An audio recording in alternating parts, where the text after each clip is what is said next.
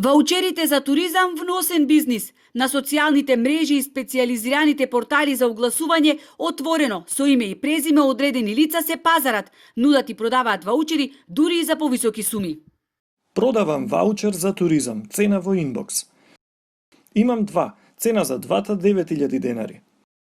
Еден имам, ти пишав во инбокс. Мафија, чичо. Од пазарниот инспекторат велат дека досега само кај еден хотел затекнале 11 ваучери кои се однесуваат за 8 соби, но ово теке постапка и за уште два други, каде било утврдено злоупотреба на уредбата за користење на ваучерите. Тоа што на разни платформи се појавуваат, ево сте гледале, дека се продаваат ваучери и дека треба на лице место да се утврди дали тој ваучер е искористен од лицето на кое што му е одобрен.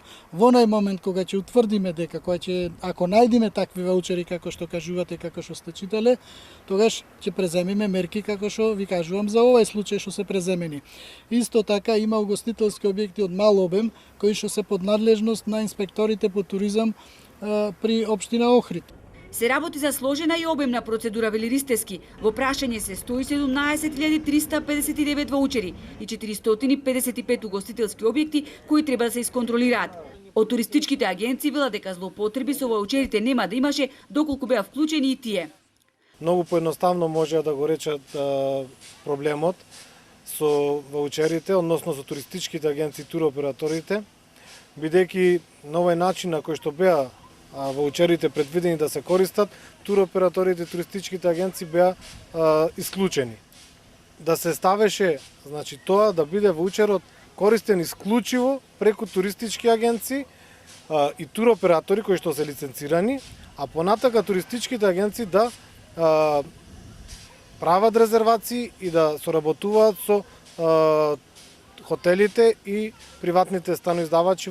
Добро упатени извори кажуваат дека ваучерите се злоупотребуваат претежно во приватното сместување, каде не се проверува на чие име е ваучерот и кој го користи.